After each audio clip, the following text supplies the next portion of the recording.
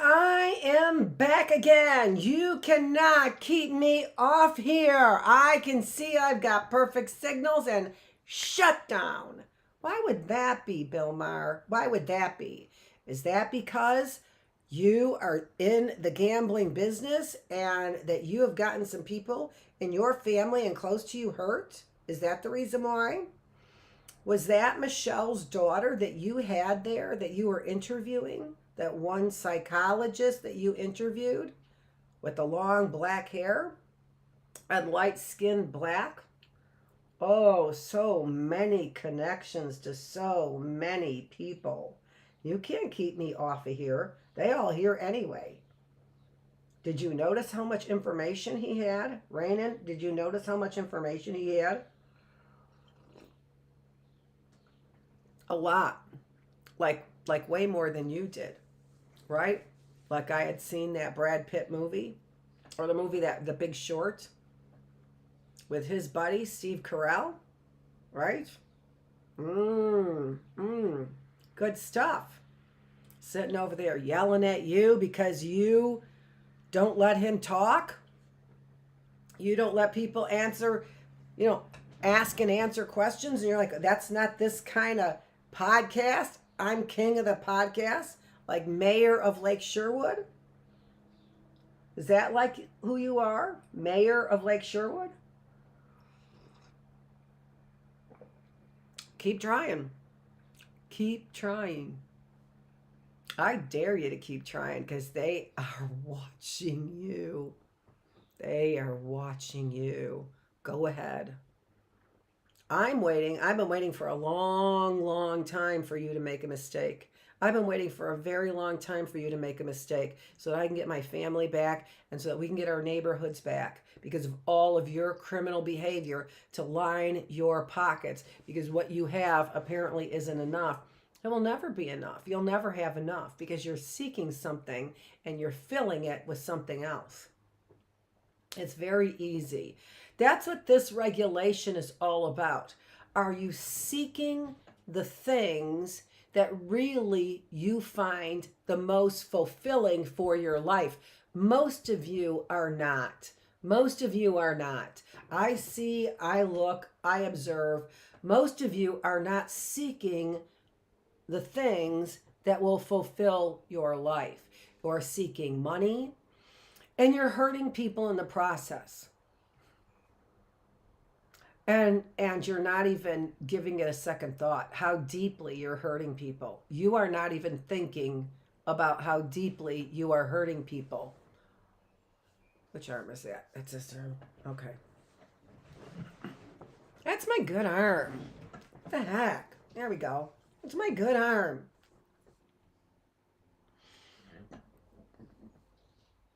And how you could be in, I have said, I don't understand. Maybe there are some people who are not children of God who really do come from, who have evolved from animals. And so go back to your animal planet. Go back to your animal planet. Act like an animal, but do not roam among the humans. You don't get to roam among the humans because you're not. Because you're not. You don't act like one. You don't look like one. Take off those glasses and show them your eye color. What's up with that? Too much inbreeding and BS about your mom being Jewish or part Jewish or your whole BS story. No. Look it up. Kip Chaparsky, Fremont High. Exposed! Ding, ding. So lots of regulation when I find out, about not only who is behind these mysteries, but who has been behind hurting people immensely. Immensely. You've been looking for him to be your target. There you go. Or is he your king? You don't know. You don't know. Because he'll take it either way. You should know that by now. He'll take it either way. Doesn't matter. Front or back, left or right, it doesn't matter. He'll take it any way he can get it. All he cares about is it green? And if that's all you care about, you should have learned in my classroom by now that that's not going to work for you. What do I tell you? What I tell you, neighbor, what I tell you as you are walking around in your blue and white, what I tell you, you have no peace, joy, love. You have no goodness. You have no kindness. You have no patience. You have no faithfulness. You have no gentleness. And you have no self-control. I saw you on those videos. I saw you on those videos, those tube videos. You have no self-control. You don't. You're doing this because you have no self-control. You're wearing blue and white because you have no self-control. No self-control. You're gambling because you have no self-control. Your sexual appetite is the way that it is because you have no self-control. None. None. What do I care if I'm talking to only 4 people? I'm talking to you. I'm talking to you, Bill Maher. You think you're going to wrap this up in a nice little package? Crazy lady knew I was living there and has been stalking me. It's the reason why I have to be in my Armageddon cement blockade, whatever you call those things, underground cell. Hope they seal it. Hope they seal it. Hope they just dump a bunch of pile of dirt on top of you and seal it. Just like you want to do over there to me. Just like you want to do to me, I hope they do to you. No. No, you have to have your face out there. We all have to know. Yeah, clear your throat again, huh? Ha ha, I'm in 3rd grade. I get to drink. She cleared her throat. Ha ha, I'm in 3rd grade. I get to drink. She cleared her throat. That's because I regulate.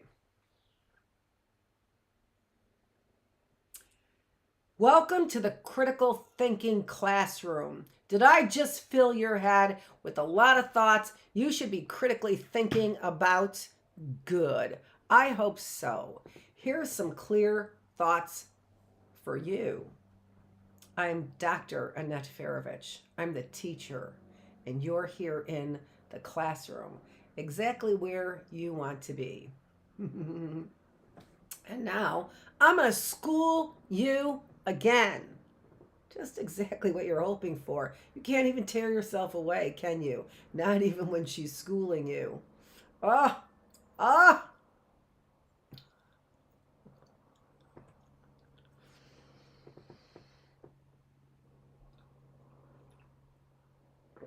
From dust you were made, and from dust you shall return. So, back to regulation here. And that's what we were talking about. If you didn't catch all of that really is about a lot of the stress that has been going on and how I regulate it. How can you regulate it? How do you regulate it? And again, this is the most important part of learning how to regulate. The most important part is every time I say regulation, you think approach avoid. All right, let's go. Let's begin. I say regulation and you think approach avoid. All right, are you ready? Okay, so every time, it's not a drinking game, this is an adult game. Every time I say regulation, you think approach avoid. Okay? All right, so let's get started. All right, so first of all, again, what is the main theme here that we are talking about? We are talking about emotional intelligence is what we're talking about. Emotional intelligence has everything to do with, in particular, emotion regulation. I said regulation, you think, approach, avoid. See how the game goes? Okay? So every time I say regulation, you think, approach, avoid. Now, this is important because when you begin to think in terms of approach, avoid, you know you are regulating. At that very moment in time that you think, approach, avoid, at that very moment, you are regulating. Okay? I'm going to say it again. At that very moment that you think, approach, avoid, you are regulating. Every time you take purpose to put a thought in your head, every time you take a purpose to put a thought in your head, that is regulating. Every time you stop to think about whether or not those emotions are appropriate, you are regulating. All right? I was watching AMC channel that had Alfred Hitchcock, so special features right now in season 1. And there was, and I'm not going to get the name of it right, I'm not sure, but it was the 3rd episode in season 1. And there were 2, it's a Western, and so there are 2 cowboys basically ready to shoot it out over whatever. And there is the woman who is, I don't know, an older woman, whatever. There's the woman there who is trying to get them to talk it out, to just stop for a moment and think. Just stop for a moment and think. And what they show there is a great example of 2 people who are unwilling to regulate. So here you've got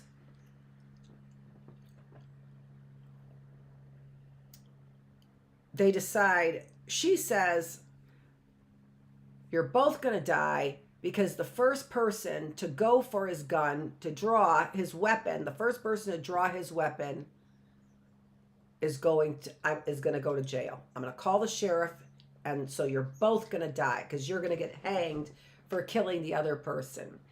And they're sitting there not listening to, they stopped to listen to that. So they stopped and they decided that they were going to not draw because the first person to draw would be the one to provoke, and that would be the person to go to jail. And they figured that I'm faster at drawing than you are. I could let you start drawing and then I'll finish it and I won't be guilty of starting the fight.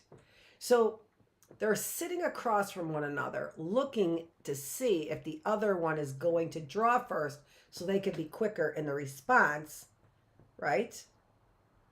And win the gunfight and not have to go to jail because they didn't provoke the fight. Got it? So she fixed some breakfast and she says, well, while you're sitting over there, at least get something in your stomach so that you can think a little bit more clearly. And they're like, I don't need anything in my stomach. I don't need it. And eyes focused on them with their hands right here on their, ready to grab their weapon, right? Ready to grab the gun, right? Eyes focused. And she's got the cooking and she says, I'm going to put you both, you're both going to die. And they're thinking about it as they're ready. And breakfast is served. So she puts the breakfast in front of them and still their eyes are right on one another, ready, hands on table. We're putting it, and she's explaining and the problems and why don't you stop and think? And all right. And so when the cuckoo clock crows and she's thinking all of these things, and both of those men don't ever stop to think and let it sink in that this is a battle of hurt pride. Neither one of them. So neither one of them are stopping to regulate. Now, I know that that was a long example, but if you go back to the Alfred Hitchcock season 1, and it's all free No, it's not. I pay for that AMC, right? American Movie Classics, isn't that what that is? AMC, right? With The Walking Dead and all of those really great shows, right? Including John Hamm on that, one of my favorite shows, Mad Men, right? So they have Mad Men, and then I got it to watch Hitch and Catch Fire, right? Which is where Bob Ellis is in that as as the main character guy, right? Whatever his name is. His real name? Fremont? He didn't graduate from Fremont, though. I don't have the old yearbooks. Somebody stole them. My old yearbooks. He was there in ninth grade.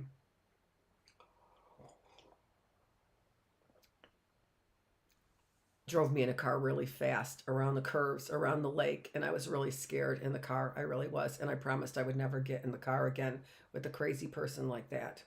And then I did, my husband. Well, we were both crazy at the time, so that was okay. We were just swearing off sanity for a little while, is what we did. Anyway, do you see that? Do you see the regulation I'm trying to show you, right? I'm trying to show you by example how to regulate. I'm trying to show you by example how to regulate. How you can be in the here and now, follow a thought, stop a thought, right? Follow a positive thought, stop a negative thought, bring some happiness, bring a smile, bring some joy. Can you see it in real time? Can you see how to do that in real time? I am really, really angry right now. I am really upset at finding out this information about Bill Maher having somebody on the show that has, I've been saying, is obviously working with Amazon Web Services, because just getting all of my data and using all of my data to gamble. And so who's the king? Who's the mayor of the town? Bill Maher. If you're not the mayor of, I know you've been doing the data. I know you've been doing the data. The only reason why I haven't called you out on it is because I haven't known if you've been on my side or if you've been on the wrong side. I still really don't know, but I am calling you out on this. It's time, yeah, Mr. Mayor, because he called you mayor, and that book was boring. Who else are you? Are you the one who's rewriting history too? Because you're the mayor? Is that what you're doing of Michigan? Of Southeast Michigan, of the area? What exactly? What? And how are you with combining with Nick Nolte, Don Nolte, Lee Nolte, who I'm guessing is also a Mudget, although I'm not sure 100% about that. Holly, Joan, I don't know. That's why I don't know, because you were wearing those rust-colored pants. So that I don't know.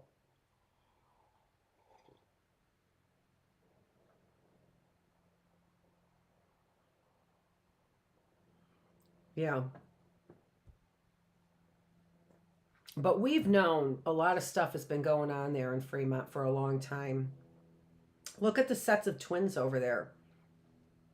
And not only do we have sets of twins over there in Fremont, go pick up a yearbook and look at all the sets of twins. Not only do we have sets of twins over there in Fremont, but we also have people who look exactly alike and are not part of the family, or people who don't look alike but have one single feature that's alike, like Kip Shaparsky and his sister Jenny, who I recognize their son, whose voice sounds like my cousin. And if you say all of those things, you would sound like a crazy person. So exposing all of the experiments that are going on in Fremont, Michigan, where Gerbertown was, and where they have big ag going on over there, because that's where the Vogel farm is over there, also in Wisconsin and also in Tennessee. So they've got something to do with the seeds. They've got something to do with the Roundup Company, which is Bayer now, right? I think Mercer or whoever it was, right? Was. So all of that's connected, but here also look at the whole gender identity thing, because I also, yeah, they're messing with my signal there too. For sure, they don't want this stuff out, and they're also not only messing with my signal, but for when I have an excellent signal, I've got all kinds of dropped frames as well. How many dropped frames? Oh, I can't even see. 11,000? No, 1,000. 1,100. Oh, I got to get a battery over here though. I need my battery. I got to plug in. Hold on, give me a sec.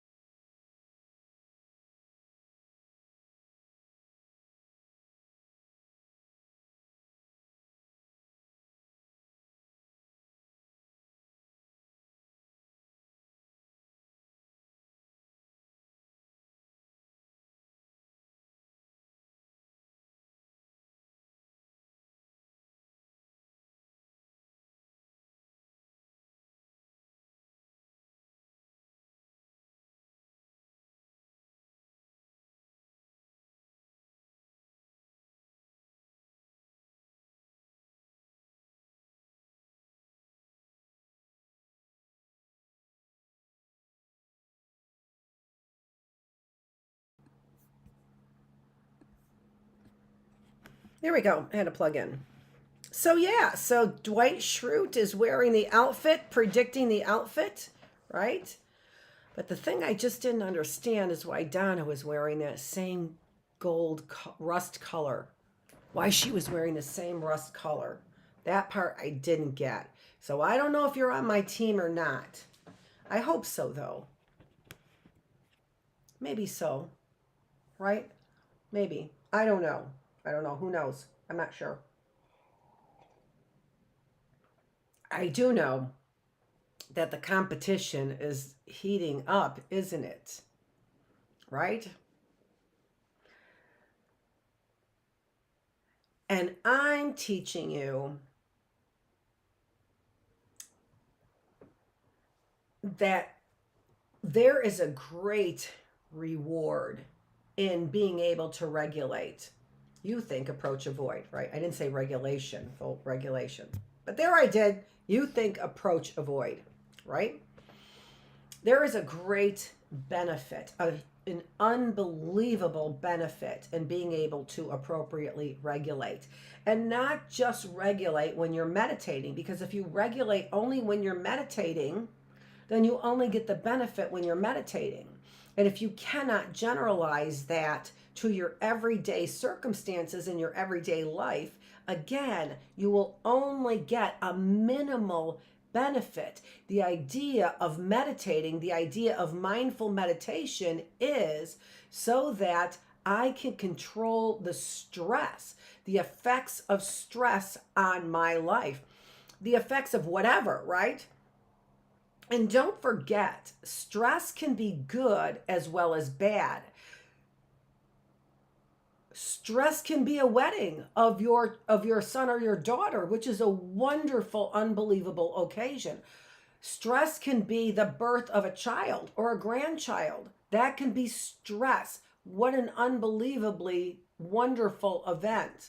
But it doesn't mean it's absent of stress. It's not. There is stress built in to our grand events, our positive events, as well as our traumas, our negative experiences. Okay? So, no matter we can't be going on a good experience. We can't be going off the charts, right? We can't be doing a bipolar, a manic depressive. Woo! Right? And then, oh, and that's what I have for you, Kip Shaparsky. Manic depressive. Whoa. Is that you, the tubes? Is it the tubes? Because it's David Burns is Talking Heads, and you're not David Byrne. or Burns. I'm not sure if it's which one. So, and you're not him. But I saw some of those crazy videos and you were nuts. You were nuts. No self-regulation, right? And that's a really great example. Look at the downward spiral of some rock stars. Look at that, right? What is that? That's poor regulation. You think approach avoid, right? Why is it poor regulation? Well, you can see that there's manic times and depression times. What's manic? We used to call bipolar manic depressive. Why? Well, same reason we call it bipolar, two opposite ends of the spectrum. Mania, right? Manic and depression, right? Okay. With those high highs and those low lows, right? I'm on stage. I have got all of this, adulation, right?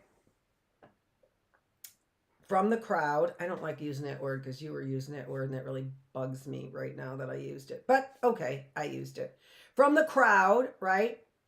I think that's the right word. I hope I'm using it. I'm using it from somebody else who I don't think is so smart. So why am I using it? Because it came to my head. That's the reason why. What's the skill? What's the skill? What's the skill? What's the skill? Bringing back a wandering mind. That's the skill, right? That's the skill that we're talking. Okay, so in order to what? Regulate. You think, approach, avoid, right? You can do it in any variation of regulation. How about that? If you want to. Or you can do it on just regulation. Whatever you want to do. It's up to you. What I want you to think is approach, avoid. Every time I say that, right? That's what you need to do. So, in finding wisdom, what do we do? This is the goal. That is the goal. Because wisdom isn't simply just a knowledge. Wisdom isn't just simply a knowledge, right? Because it's distinguished from intelligence, isn't it? And wisdom also presupposes a certain goodness about it. We do not use our intellect when we are wise for the demise of individuals. Now, you can argue that, right? You might argue that, but by definition, I would have to say the psychologists who study it would be the ones to define it, I would have to say, but in a technical way, right? Beyond a Webster's dictionary, in a measurable way, in an operational way is what we call it. I would have to say psychologists operationalize the definition, which means that they detail all of the components of that. Operationalize the definition. So wisdom, and the definition that I know, which is an operational definition, presupposes a goodness. We are wise. We're sinister when we make plans for the demise. There's a word for that, but it's not wisdom, all right? Wisdom presupposes a goodness. So I'm sorry, Kip Shaparsky, but you cannot be wise. You cannot be wise because you are doing this knowing it is to the demise of, in particular, women and children. In particular, women and children, and how you look in the mirror every single day and think that you are going to survive this by stomping on heads. Because what? Because other people have survived it? Maybe. Maybe they have. I have my doubts.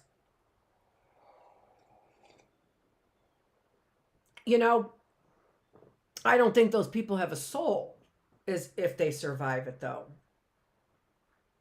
Like, I think Greg Newsom doesn't have a soul, right? He could find happiness, and it's extraordinary to me how he could find happiness in like it almost seems like real true happiness, like real inner happiness. Not peace, joy, and love, which is interesting, right? Not peace, joy, and love, but certainly there have been times I've seen him look like he's really happy. Like the other day when he was wearing his beat up shoes next to me, laughing at me.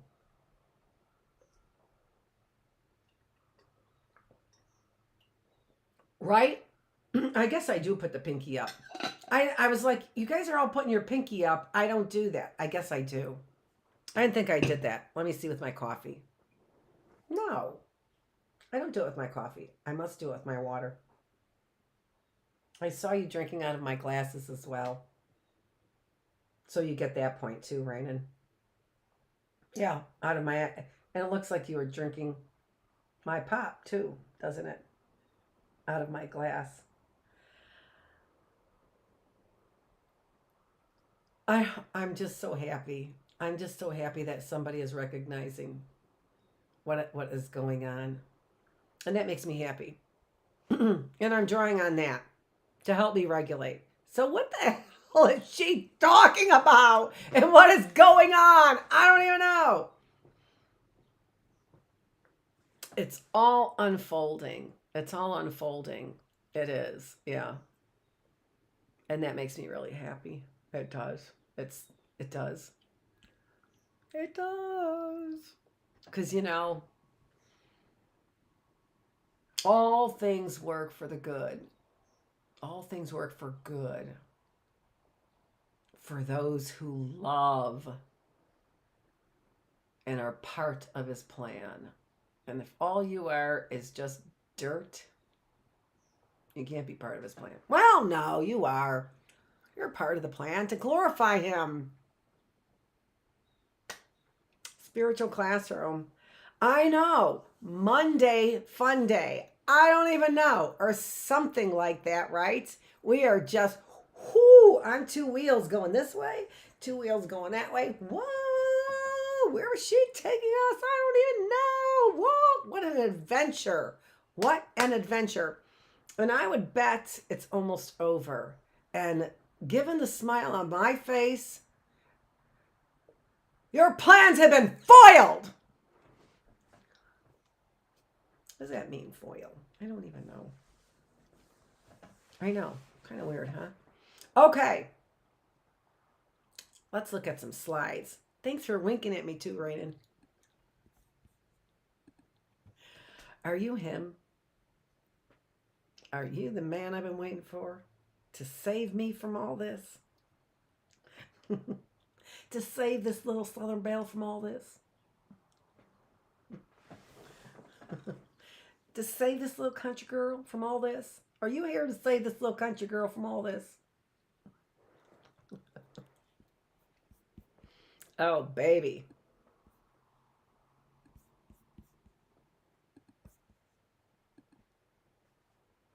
Oh, wrong one. Wrong one.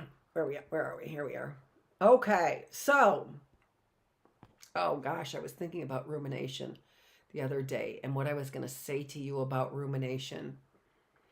Maybe I'll catch it. Maybe I'll think about it. But these are all things we've already talked about. Maybe I'll think about it as I'm going through this. So,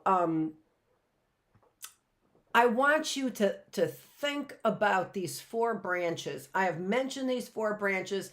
I want you to take an active part in reading these 4 branches and trying to understand. There is the only way to fully understand and grasp emotional intelligence is if you digest it in your own way yourself. I spent a lot of time giving you all kinds of examples of ways that we use these 4 branches to regulate our emotions. We stop, we observe, we are in the moment, and then what we do, the way that the brain works is, oops, that's not what we're talking about today. The way that the brain works is that we get, and I'm turning this way almost to make you see that it's linear in time. One thing happens, then the next, then the next, then the next. Okay. So what starts happening is I get something picking up information, right? So let's say picking up information in my eyes or picking up information in my ears from our five senses, right? We smell information, we taste it, right? We see it. So I'm picking up information with my senses. And then that information comes in, and as soon as the information and actually it has to be transformed. It has to be transformed into messages, receivable messages, right? Which eventually have to be received in the brain. So we have receptors in the eyes, but then that information has to change into chemical information for our brain to be able to process. How extraordinary. How extraordinary. And you think we don't have a creator.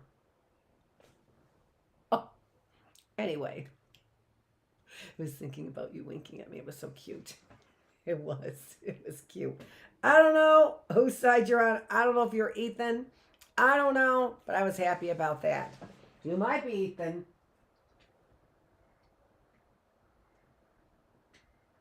But at least Ethan is checking out the idea that people are getting ripped off.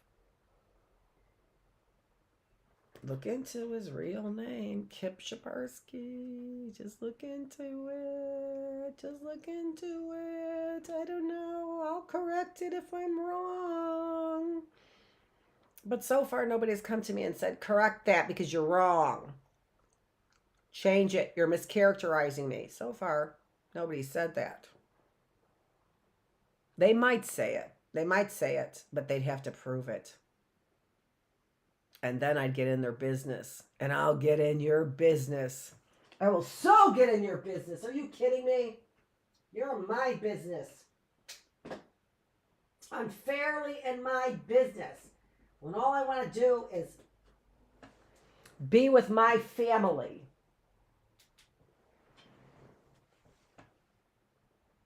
Fixing the light. That's a lot better too. I don't know how that got to be so much brighter, but it is. Okay. Snaggletooth is here. Snaggletooth, snaggle fingernails now too. Yeah, and if some women are showing up, DOA, trying to look like me, whoo, do you have some things on your hands? You better disappear. But you can't.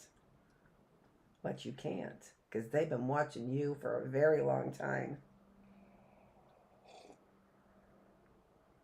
And now I have information since high school. You took the wrong road. You took the wrong road.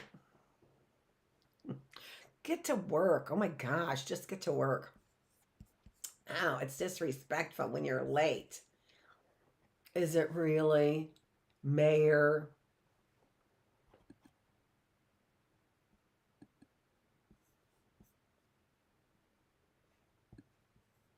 Is that like John Mayer?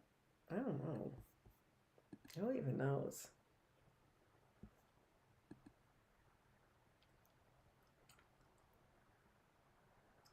Let me show you some of the ideas, and then this will help you regulate. Okay, so you saw the 4 branches there, right? So there are, when we are looking at whether or not you have emotional intelligence, we need a measure. That's when I said operationalizing the word wisdom, right? That's measuring it actually. How do we measure it? And when I said, when we operationalize something, we are explaining all the components of it. That's the measure. Does it contain wisdom? Does it contain an element of positivity, right? We'll have to ask that. That would be an element of it. And we would ask that question. And there would be, so when we operationalize something, we find out the details of it in its definition. And we do that by listing each detail and then using it in a measure. Let me use, well,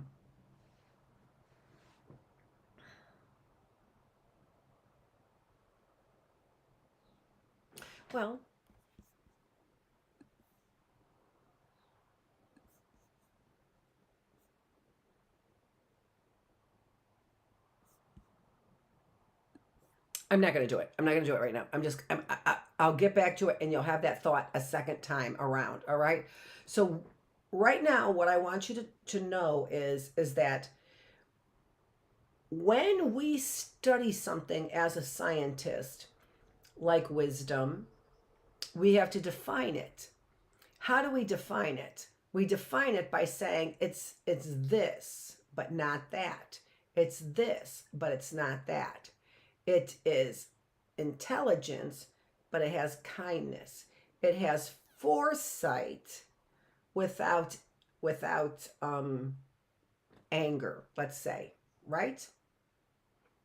It's non-judgmental. So there are these facets to it. And in order for me to study it, I'm going to have to ask you a question on every one of those facets. So I'm going to have to ask you a question on intellect, but also on kindness and also on foresight, right?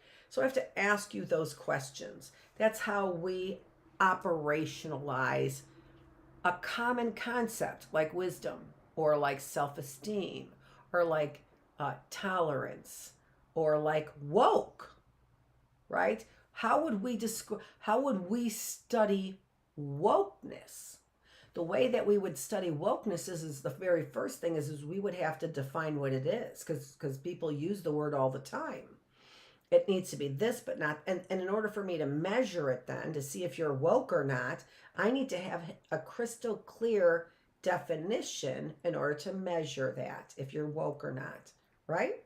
Okay, so here is one of the measures for emotional intelligence.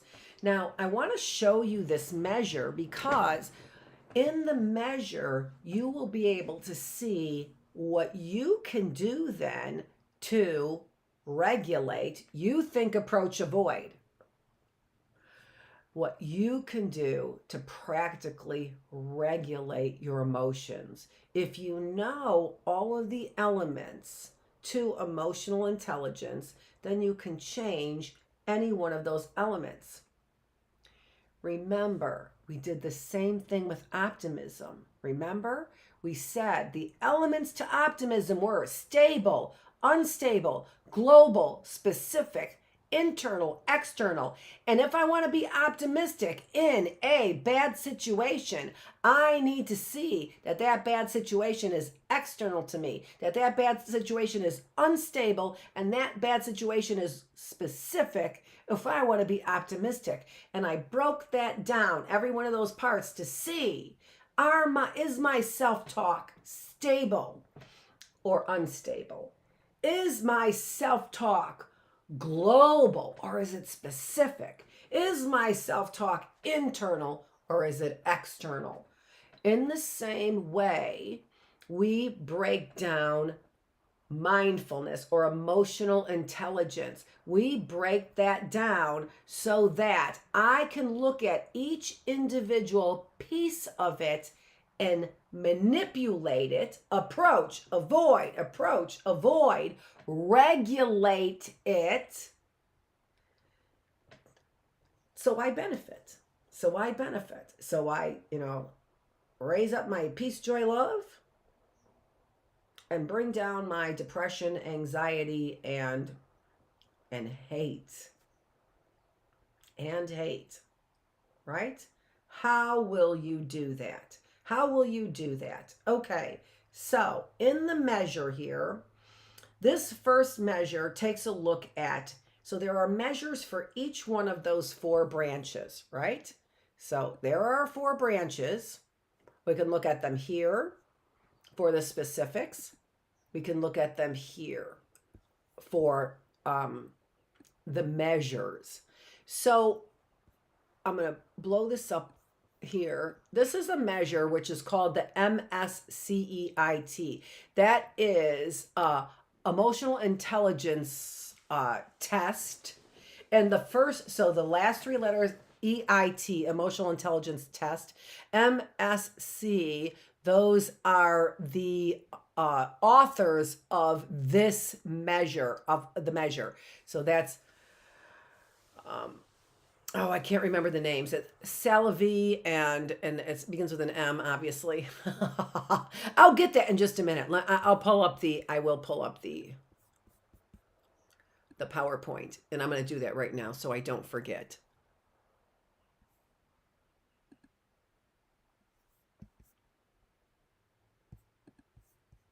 Mayer, Mayer, Salovey, Pete's, it better not be that Mayer.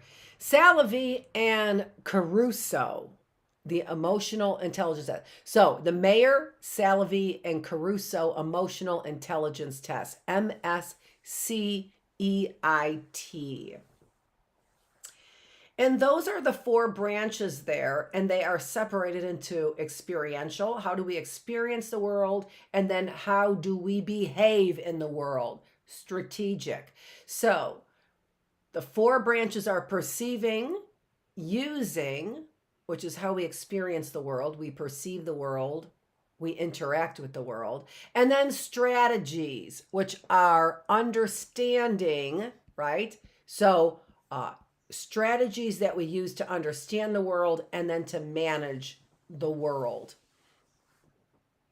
Now, underneath the perceiving, we'll start there. We see faces and pictures. These are two different ways to measure how well we perceive other people's emotions. So the branch is our ability to identify emotions in a person's physical and psychological states, to identify emotions in other people, to the ability to express emotions accurately and to express our needs, and the ability to discriminate between authentic and inauthentic emotions. Do you know that?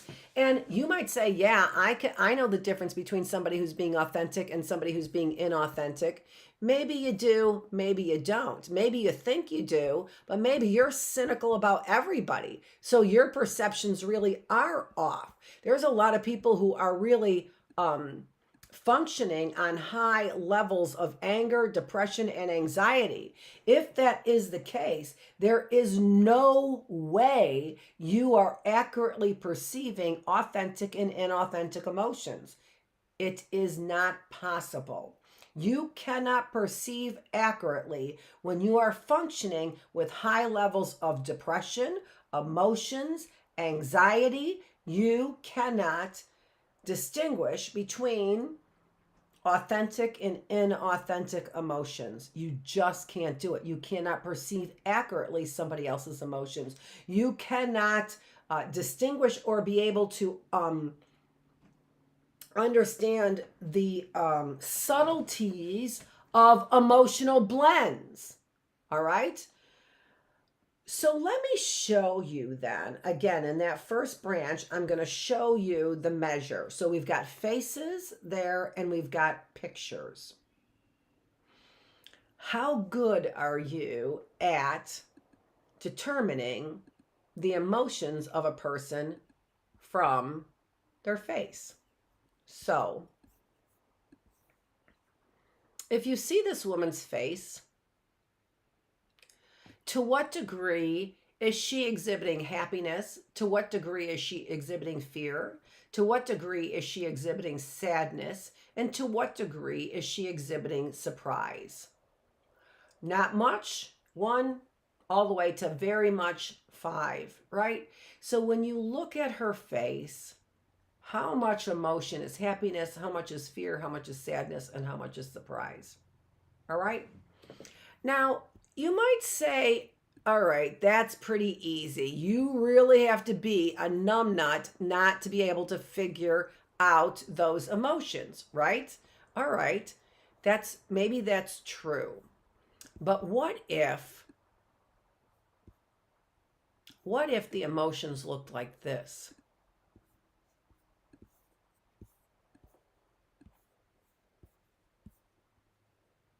What if the emotions look like that instead?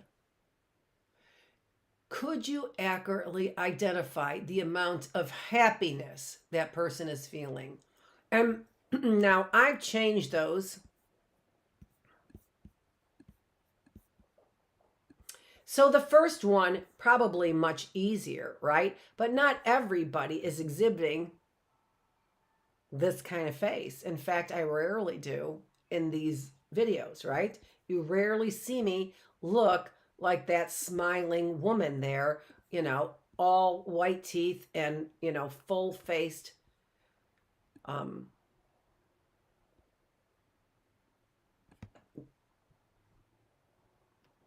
Duchenne smile, right? Full-faced Duchenne smile. No, we don't have those. Let's take a look at what do those, so we looked at that face. So this one, a little bit harder to determine, right? What that person is feeling. How much happiness, how much fear, how much sadness, how much surprise. Oh, so I did use the same ones there. I used the same ones. Is there fear? How much fear is in that face, do you suppose? Is there surprise? How much surprise? How much sadness is in that face? Now we have a little bit more difficult time trying to determine the answer to those questions. Let's look at the next picture.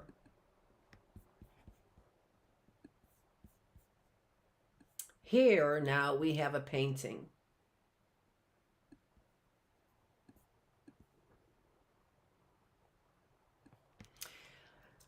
What kind of emotions do you feel in that painting when you look at that painting? What kind of emotions are you feeling when you look at that? And to what degree do you think that this painting, remember we said we are examining faces and pictures is what we said, right? We're examining faces and pictures. So, to what degree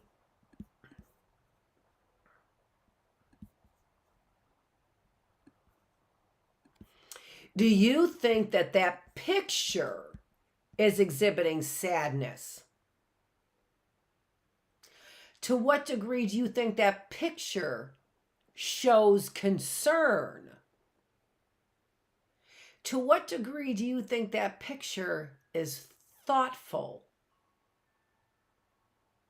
To what degree do you think that picture exhibits being tired or happy?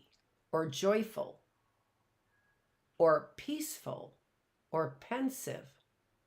Any one of those we could think about using to describe that picture, right? Pictures make us feel all kinds of things. Look at this painting here, or this photo here.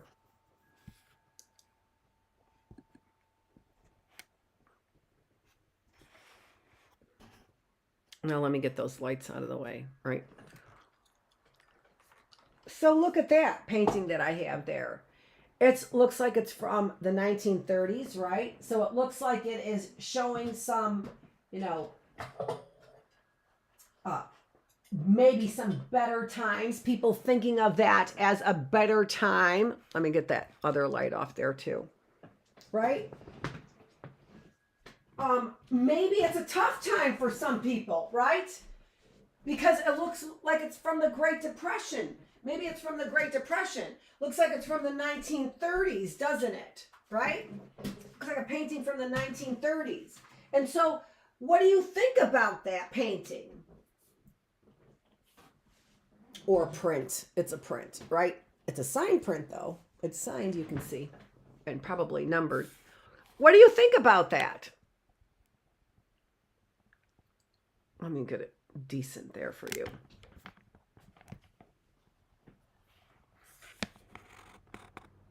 What does that make you feel? Does it make you feel something? And what does it? Does it make you feel joy? Does it make you feel pensive? Does it make you feel melancholy? Does it make you remember things? Does that make you feel happy when you remember things? Does it make you feel sad when you remember things? I keep trying to get it. There we go. How does that make you feel? And then the next question is, are you right? If you were to say how much joy do you feel from that painting on a scale of 1 to 5, and you said 5, would you be right? Is that the right answer? That is what we're going to come to. That's what we're going to answer the next time in the classroom. Are you right? How do you know? How do we know if you are right about your answer to how much sadness is in a painting? How could I possibly know how right you are? So, the next time we meet here in the classroom, I'm Dr. Annette Feravich, and we're going to find out, how do you know if you're right about how much sadness is in a painting? This is Dr. Annette Feravich. Thanks for joining me. I'm the teacher. We are here in the critical thinking classroom, and we are critically thinking about how to emotionally regulate. To you, that's approach or avoid, right? How do you emotionally regulate? We're talking about that in our critical thinking classroom. Why? Because I'm the teacher. You're here in the classroom. Thanks for joining me. I will see you tomorrow, where we will answer the question, are you right about the emotions